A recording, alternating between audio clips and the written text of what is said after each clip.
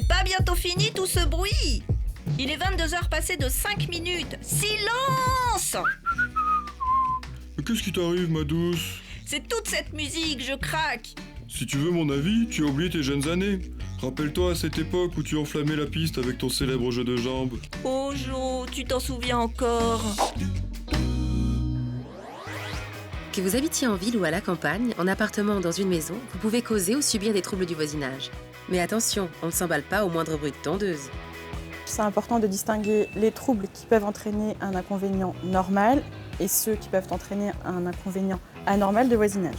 On considère qu'il y a trouble anormal de voisinage lorsque la gêne est répétée ou permanente.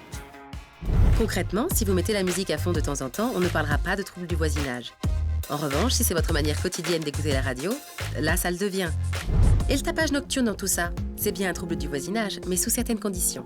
La nuisance doit avoir lieu de 22h à 7h du matin. Le responsable de la nuisance doit avoir conscience qu'il provoque un dommage. Et enfin, qu'il n'ait pas mis tout en œuvre pour éviter ce dommage.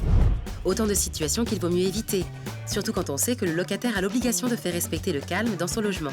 Le bailleur peut insérer une clause qui prévoit que le contrat pourra être résilié en cas de trouble de voisinage si c'est constaté par un jugement. Mais avant d'en arriver là, il existe d'autres solutions qui peuvent se révéler efficaces. Ou pas. En tout cas, rien ne vous empêche d'essayer. De trouver une solution à l'amiable. Si ça ne fonctionne pas, envoyez une lettre simple, puis une lettre recommandée. Si tout ça n'a pas fonctionné, essayez de prendre contact avec un conciliateur de justice. En cas d'échec, vous pourrez saisir les tribunaux.